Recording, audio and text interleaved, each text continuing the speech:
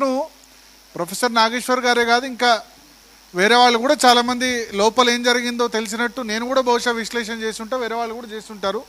దానికి ఆయన విత్డ్రా చేసుకున్నారు, అయిపోయింది. అక్కడ ప్రొఫెసర్ నాగేశ్వర్ తెలంగాణ వాడైనందుకు ఆయన మీద కుట్ర పన్నారు. ఇంకెంతకాలం ఆంధ్ర అన్న నేను తప్పుపడతా.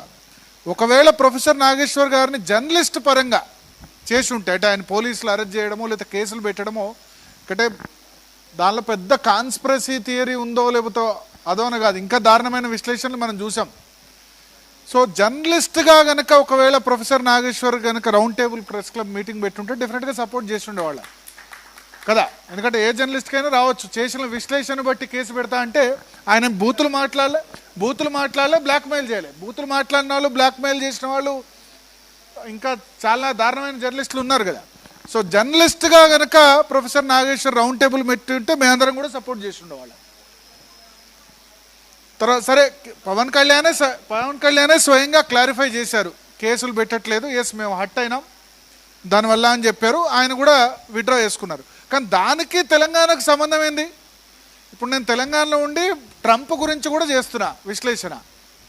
నన్ను అమెరికా వాళ్ళు లేకపోతే నా వీసా రిజెక్ట్ చేస్తే తెలంగాణ వాడినందుకు వీసా రిజెక్ట్, ఎందుకంటే ట్రంప్ పెట్టాడు కదా సోషల్ మీడియాలో కామెంట్స్, అమెరికన్ గవర్నమెంట్స్ పెడితే వీసా రిజెక్షన్ ఇవన్నీ జాగ్రత్త, స్టూడెంట్స్ కూడా జాగ్రత్తగా ఉండాలని చెప్పాడు కదా.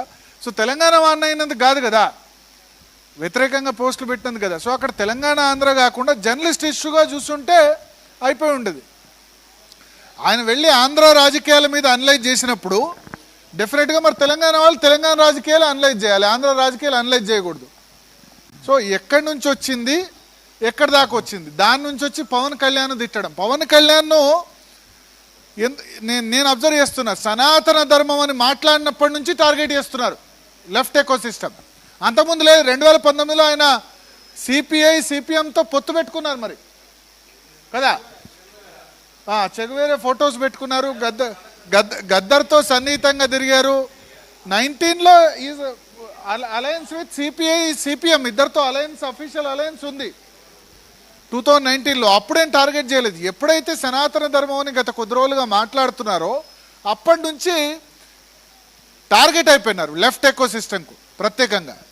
సో ఇక్కడ అది టార్గెట్ చేసింది ఎప్పుడు సమయం వస్తుందా అని వెయిట్ చేసి టార్గెట్ చేస్తున్నారు. టార్గెట్ చేసి పవన్ కళ్యాణ్ తెలంగాణ మీద దాడి. జూన్ 2వ తేదీన పవన్ కళ్యాణ్ నవనిర్మాణ సభ అని పెడతా అనుకున్నారు. ఆయన సమైక్యాంధ్ర సభ పెడదాం అనుకున్నారు. ఇక్కడ కాదు కదా, తెలంగాణ నవనిర్మాణం అన్నారు, తెలంగాణ కొత్త నిర్మాణం అన్నారు, సామాజిక తెలంగాణ అన్నారు, లేకపోతే తెలంగాణ బంగారు తెలంగాణ అన్నారు, నవనిర్మాణం అని చెప్పారు. దానికి సభ ఎందుకు నిరాకరించాలి కాంగ్రెస్ ప్రభుత్వం? ఎందుకంటే అప్పుడు రేవంత్ రెడ్డి అంతకుముందే ఎన్టీఆర్ విగ్రహం ఆవిష్కరించారు, దాన్ని డిఫెండ్ చేసుకున్నారు. ఎన్టీఆర్, ఇందిరమ్మ, అంబేద్కర్ ముగ్గురు గొప్పవాళ్ళు అన్నారు. అన్నప్పుడు ఆయనకు సొంత పార్టీలో వచ్చింది, ఇక్కడ నుంచి కూడా వచ్చింది. ఎన్టీఆర్ విగ్రహం ఎందుకు, ఇక్కడ చాలా విగ్రహాలు ఉన్నాయి కదా ఎందుకు పెట్టడం అని. సో దాన్ని కప్పుపుచ్చుకునేందుకు రేవంత్ రెడ్డి సభకు నిరాకరిస్తే కనుక ఓకే దాన్ని బ్యాలెన్స్ చేసినట్టు అవుతా అని ఆయన అనుకున్నారు. అనౌన్స్ చేసినట్టు చేసి అటు ఎన్టీఆర్ సపోర్ట్ చేశారు, ఇటు పొన్నం ప్రభాకర్ను తర్వాత మిగతా మినిస్టర్స్ను వాళ్ళని తిట్టుమని, పవన్ కళ్యాణ్ తిట్టుమని బ్యాలెన్స్ చేసినట్టయింది. అంటే ఎన్టీఆర్ విగ్రహాన్ని అది చేసినందుకు సీమాంధ్రలో ఓట్లు, ఇటు తిడితే కనుక తెలంగాణ ఓట్లను ఆయన బ్యాలెన్స్ చేసుకునే ప్రయత్నం చేశారు. సో అల్టిమేట్గా దీనిలో ఎవరికి వాళ్ళు మా ప్రయోజనం ఏందని చూసుకున్నారు తప్ప దీన్ని రిపర్కేషన్స్ ఏందని ఆలోచించలే. 12 సంవత్సరాల తర్వాత కూడా పవన్ కళ్యాణ్ వస్తే తెలంగాణ వాద అస్తిత్వం దెబ్బతింటుంది అంటే అంత వీక్గా ఉందా తెలంగాణ వాదం? తెలంగాణ అస్తిత్వం అంత వీక్గా ఉందా, అంత బలహీనంగా ఉందా? తెలంగాణ సాయి గారు అన్నట్టు తెలంగాణ రాష్ట్ర ఏర్పాటు అందరం సమర్థించాం, ఇక్కడ ఉన్న వాళ్ళందరూ కూడా, శశిధర్ గారు సమర్థించారు, అందరూ సమర్థించారు. ఎందుకంటే భారత రాజ్యాంగానికి లోబడి ప్రత్యేక రాష్ట్రాన్ని ఏర్పాటు అనేది భారత రాజ్యాంగానికి లోబడి ఉంది. సో రాజ్యాంగం లోబడి ఉంది కాబట్టి ఆర్ఎస్ఎస్ సపోర్ట్ చేసింది, ఏబీపీ సపోర్ట్ చేసింది. Even though RSU Jayashankar sir అన్నారు ఆర్ఎస్యు నుంచి ఆర్ఎస్ఎస్ వరకు అందరు సపోర్ట్ చేశారని చెప్పారు. సో ఎవరి ఎజెండా వాళ్ళది. బట్ ఏబీపీ అయినా లేకపోతే రైట్ వింగ్ అయినా ప్రాంతాలుగా విడిపోదాం, ప్రజలు కలిసిందామని చెప్పి అంతే కదా. సో రెండు చోట్ల కేవలం సేమ్ స్టాండ్ వినిపించింది భారతీయ జనతా పార్టీ లేకపోతే రైట్ ఎకో సిస్టమ్ మాత్రమే. ప్రాంతాలుగా విడిపోదాం, ప్రజలుగా కలిసిందాం. ఏబీపీ అక్కడ ఎస్ఎఫ్ఐ లేకపోతే ఎన్ఎస్యుఏ అక్కడ ఉద్యమాలు ఇక్కడ ఉద్యమాలు చేశాయి. బట్ అఖిల భారతీయ విద్యార్థి పరిషత్ మాత్రం నా రక్తం నా తెలంగాణ అని రక్తం ఇచ్చి తెలంగాణ చేయాలని చేసింది. సో అక్కడ ఆంధ్ర ప్రాంత ఏబీపీని కూడా కన్విన్స్ చేసింది. అది కదా రైట్ కన్విన్షన్. ప్రాంతాలుగా విడిపోదాం, ప్రజలుగా కన్విన్స్ చేద్దాం. సో నిజానికి చెప్పాలంటే 11 సంవత్సరాలుగా 10 సంవత్సరాలుగా ఎటువంటి అన్టువర్డ్ ఇన్సిడెంట్ జరగలేదు. మొదటి ఎస్ సమైక్యాంధ్ర ఉన్నప్పుడు కూడా ఏబీపీ అక్కడ సమైక్య. సో ఇక్కడ చాలా క్లియర్, ఇక్కడ 11 సంవత్సరాలుగా ఎటువంటి అన్టువర్డ్ ఇన్సిడెంట్ జరగలేదు. ఒక మొదటి 1.5 year కొంత టెన్షన్ ఉండే, బట్ ఆ ఓటుకునేటు కేసు దాని తర్వాత అయిపోయింది. ఒక విధంగా కేసీఆర్ బీఆర్ఎస్ గవర్నమెంట్ రూలింగ్ను కూడా మెచ్చుకోవాలి. ఎందుకంటే వాళ్ళు ఏం చేస్తారో అని అనుకున్నారు, బట్ ఏం చేయకుండా ఇన్వెస్ట్మెంట్స్ మిగతా అన్ని కాన్సన్ట్రేట్ చేశారు. ఎటువంటి ఇబ్బంది కలిగించలేదు. 2015 తర్వాత ఒక విధంగా ఎటువంటి ఆంధ్ర తెలంగాణ అన్న ఫీలింగ్ రాకపోవడం వల్ల హైదరాబాద్ చాలా గ్రో అయింది.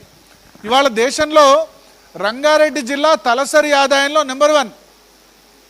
రంగారెడ్డి జిల్లా తలసరి ఆదాయంలో నెంబర్ 1 ఎట్లా అయింది? అందరు కృషితో అయింది. తెలంగాణ నుంచి వచ్చిన వాళ్ళు, ఆంధ్ర నుంచి వచ్చిన వాళ్ళు, నార్త్ ఇండియా నుంచి వచ్చిన వాళ్ళు, ఎస్పెషల్లీ నార్త్ ఇండియన్స్ అందరూ కూడా ఇక్కడే దీన్ని చాలామంది లైక్ చేశారు. జేఎం లెంగ్డో లాంటి వాళ్ళు, వేరే ఈశాన్య రాష్ట్రాల నుంచి వచ్చిన వాళ్ళు కూడా ఇక్కడ వచ్చి సెటిల్ అయిపోయినారు. హైదరాబాద్ తమదే అనుకుంటున్నారు వాళ్ళు. సో ఇటువంటి పరిస్థితిలో ఇప్పుడు పవన్ కళ్యాణ్ ద్వారా లాస్ట్ 2-3 days ఏదైతే జరుగుతుందో ఆంధ్ర రాయలసీమ ప్రాంతాల నుంచి వాళ్ళకి కానీ మిగతా వాటికి కానీ ఇది మంచిది కాదు రాష్ట్రానికి. ఇక్కడ ఆలోచించాలి. సో ఇప్పుడు తెలంగాణ గో బ్యాక్ కాదు, తెలంగాణ అందరిని వెల్కమ్ చేయాలి, అందరు కమ్ బ్యాక్ చేయాలి. మనం ఆలోచించండి, ఈసారి వరి ప్రొక్యూర్మెంట్ కాలేదు. ఎందుకు కాలేదంటే బెంగాల్లో ఎలక్షన్ జరుగుతుంది, అందరూ వెళ్ళిపోయారు. మనకు నాట్లు వేసేందుకు లేకపోతే హమాలీలు చేసేందుకు బెంగాల్ నుంచి, బీహార్ నుంచి, జార్ఖండ్ నుంచి వస్తున్నారు.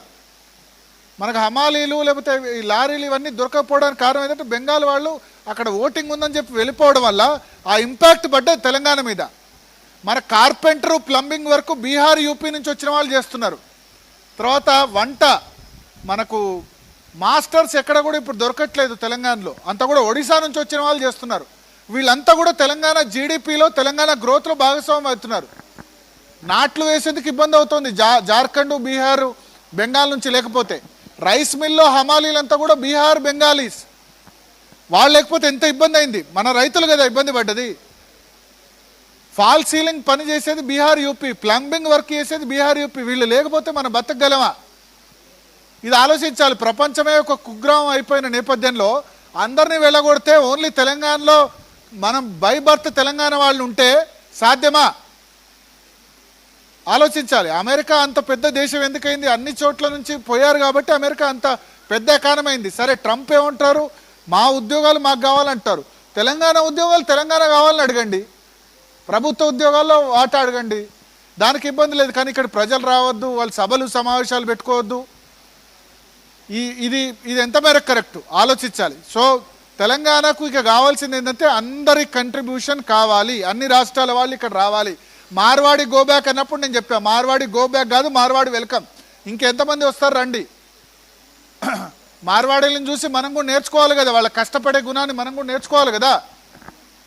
సో అప్పుడు మార్వాడి గో బ్యాక్ అప్పుడు నాకు గుర్తుంది, దేవిక్ గారు పాదయాత్ర కూడా చేశారు సర్దార్ పటేల్ విగ్రహం నుంచి. అప్పుడు కూడా మనం అందరం సపోర్ట్ చేశాం. సో ఇటువంటి మార్వాడి గో బ్యాక్ వచ్చినా మిగతా వచ్చినా పవన్ కళ్యాణ్ మొన్న ఏదైతే మాట్లాడారో నేషనలిజం, జాతీయవాదం హైదరాబాద్లో వినిపించడం చాలా నాకు సంతోషమైంది. అయితే 1-2 వర్డ్స్ ఏంటంటే మీ అయ్యే జాగీరా అట్లా అనేది లేకుండే, ప్లస్ పాకిస్తానా కంపేర్ చేయాల్సిన అవసరం లేదు. పాకిస్తానా అని మనం అనొద్దు, పాకిస్తానా పాలస్తీనా అని అనొద్దు, ఆ మాటలు అనేది లేకుండే. బట్ ఆవేశంలో అన్నారు. మొత్తం 100% ఆయన కరెక్ట్ మాట్లాడతారని మనం ఎక్స్పెక్ట్ చేయలేం.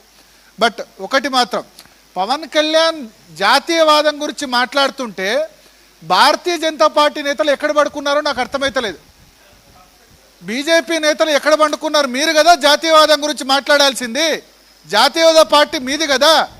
ఏమైపోయినారు బీజేపీ ఎంపీలు ఎమ్మెల్సీలు? మీ ఓట్ల గురించి ఆలోచిస్తున్నారా? ఎక్కడ పోయినారు? ఎక్కడ పడుకున్నారు? అందరూ నిద్రపోతున్నారా? మీ అమిత్ షా గురించి కదా ఇదంతా వచ్చింది, మీ పార్టీ నేత గురించి వచ్చింది కదా, కేంద్ర హోంమంత్రి అమిత్ షా గురించి కదా ఇష్యూ అయింది. కేంద్ర హోంమంత్రి అమిత్ షా పవన్ కళ్యాణ్ మీటింగ్ గురించి అయితే ఒక్క ఆంధ్ర బీజేపీ లీడర్ మాట్లాడలే, ఒక్క తెలంగాణ బీజేపీ నేతలు మాట్లాడలే. అంటే వీళ్ళు ఏంటంటే పవన్ కళ్యాణ్తో మాకేం సంబంధం, అరే మీ అలయన్స్ పార్ట్నర్ అబ్బా ఎన్డీఏ, ఆయన మాట్లాడుతుంది సనాతన ధర్మం, ఆయన మాట్లాడుతుంది జాతీయవాదం. ఆయన వేరే మాట్లాడితే ఓకే, ఆయన జాతీయవాదం మాట్లాడినప్పుడు డిఫెండ్ చేయాల్సింది బీజేపీ లీడర్స్ కదా. సో నేను ఇక్కడ టీఆర్ఎస్ కాంగ్రెస్ లీడర్స్ కంటే ఎక్కువ తప్పు పట్టేది భారతీయ జనతా పార్టీ నేతల్ని. అందరూ ఒకళ్ళ మీద వాళ్ళు పోస్టర్లు వేసుకోవడం, లేకపోతే ఒకళ్ళనొకళ్ళు తిట్టుకోవడం, ఒకళ్ళనొకళ్ళు ఏమంటారు డిఫైన్ చేసుకోవడం తప్ప ఒకళ్ళు బాధపడితే మంచిగా అయింది అనుకోవడం, వీడికి మంచిగా అయింది అనుకోవడం. ఎక్కడుంది గ్రూపిజం తక్క ఎక్కడుంది? జాతీయవాదం సపోర్ట్ చేయాలి కదా పవన్ కళ్యాణ్కి. ఆయన అన్నారు కూడా, నోరు విప్పి అన్నారు, నా ఆంధ్ర బీజేపీ నేతలు ఒక్కళ్ళు మాట్లాడకపోవడం ఆశ్చర్యం కలిగించిందని చెప్పి. తర్వాత ప్రెస్ మీట్లో క్వశ్చన్ అప్పుడు కూడా మరి తెలంగాణ బీజేపీ నేతలు అందరూ మాట్లాడేది ఖండించేందుకు 2 రోజులు పట్టింది. ఒక రఘునందన్ రావు ఆ రోజు మాట్లాడినట్టున్నారు, రామచంద్రరావు గారు నిన్న ఖండించారు. సో ఎక్కడ పడుకున్నారు బీజేపీ నేతలు? ఎందుకంటే మనమే క్వశ్చన్ చేయాలి, జాతీయవాదులు మనమే క్వశ్చన్ చేయాలి. బీజేపీ నేతలు తప్పు చేసినా మనం క్వశ్చన్ చేయాలి. ఇక్కడ నాకు టీఆర్ఎస్ రోల్ ఓకే, వాళ్ళకటు సీమాంధ్ర ఓట్లు కావాలి, ఎందుకంటే 43% వచ్చింది, తెలంగాణ వాద ఓట్లు కావాలి, రేవంత్ రెడ్డికి అది కావాలి. మరి భారతీయ జనతా పార్టీ నేతలు ఇంత పెద్ద ఇష్యూ అయితే జాతీయవాదం గురించి ప్రాపగేట్ చేయాల్సింది వాళ్ళు కదా. సభలు సమావేశాలు పెట్టుకునే హక్కు ఉందని చెప్పాల్సింది భారతీయ జనతా పార్టీ నేతలు కదా. సో ఇక్కడ కరెక్ట్గా రియాక్ట్ కాలేదనిపించింది. నెక్స్ట్ టైం అయినా ఆ పార్టీ నేతలు అయితే ఆలోచించాలి డెఫినెట్గా. ఎందుకంటే జాతీయవాదాన్ని ప్రాపగేట్ చేయాల్సింది, ప్రతి చోట ఎవరు సభలు సమావేశాలు పెట్టుకునే హక్కు ఉందని చెప్పాల్సింది భారతీయ జనతా పార్టీ నేతలు. వాళ్ళకి సరిగ్గా వ్యూహాత్మక మౌనమో మరి ఏందో, వాళ్ళకి ఏం ఓట్లు పోతాయో, లేకపోతే అలయన్సో, మరి ఇంకా ఎవరి కన్వీనియన్సో ఏందో తెలియదు. ఎవరంటే ఏమవుతారో, లేకపోతే కమ్యూనిస్టులతో భయపడితే ఎట్లా, కమ్యూనిస్టులు ఏమన్నా అనుకుంటారని భయపడితే ఎట్లా? పవన్ కళ్యాణ్ మీరు కలిసే పోటీ చేశారు అసెంబ్లీ ఎన్నికలు, మున్సిపల్ ఎలక్షన్స్ కలిసి పోటీ చేయలేదు కావచ్చు. మున్సిపల్ ఎన్నికల్లో ఆయన ప్రచారాన్ని కూడా పిలిచారు, చివరి రోజు వద్దన్నారు. ఆయన సనాతన ధర్మం గురించి మాట్లాడుతున్నాడు, ప్లస్ భారతీయత గురించి మాట్లాడుతున్నాడు, ప్లస్ నేషనలిజం గురించి మాట్లాడుతున్నాడు. ఇవన్నీ కూడా దీన్ని డిఫెండ్ చేయాల్సింది భారతీయ జనతా పార్టీ నేతలు. నాకు మిగతా పార్టీలు వాళ్ళు తెలుసు, వాళ్ళ బిహేవియర్ ఏందో తెలుసు, but I'm disappointed with Bharatiya Janata party leaders. So ఎప్పుడు మనం జాతీయవాదులైనంత మాత్రాన ప్రతి దానిలో భారతీయ జనతా పార్టీ నేతల్ని డిఫెండ్ చేయాల్సిన అవసరం లేదు. వాళ్ళు తప్పు చేస్తే చెప్పాల్సింది మనమే, మనం చెప్పాలి, చెప్తేనే కరెక్ట్ చేసుకుంటారు. మనం క్వశ్చన్ చేయకపోతే నెక్స్ట్ టైం కూడా ఇదే విధంగా చేస్తారు.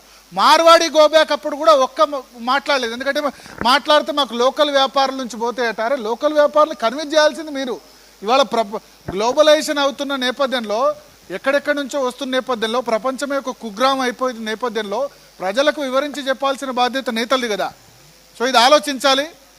అండ్ నెక్స్ట్ టైం ఎట్టి పరిస్థితిలో తెలంగాణ 12 సంవత్సరాలు అయిన తర్వాత తెలంగాణ, నేను కూడా ఉస్మాన్ యూనివర్సిటీలో చదువుకున్న, కరీంనగర్ బిడ్డని, ఉమ్మడి కరీంనగర్ బిడ్డని, జగిత్యాలలో ఉన్నవాడిని, తెలంగాణ రాష్ట్ర ఆకాంక్ష గురించి ఫైట్ చేసిన వాడిని, తెలంగాణ ఉద్యమ సమయంలో అందరూ టీవీలో కూడా చూసే ఉంటారు. సో ఎవరో వస్తే ఇక్కడ తెలంగాణ అస్తిత్వం దెబ్బతినంత వీక్గా అయితే తెలంగాణ అస్తిత్వం లేదు. డెఫినెట్గా తెలంగాణ అస్తిత్వం దెబ్బతింటే మేమే ముందుండి ఫైట్ చేస్తాం. తెలంగాణ భూమిపుత్రులకే కేటీఆర్ ఒక మాట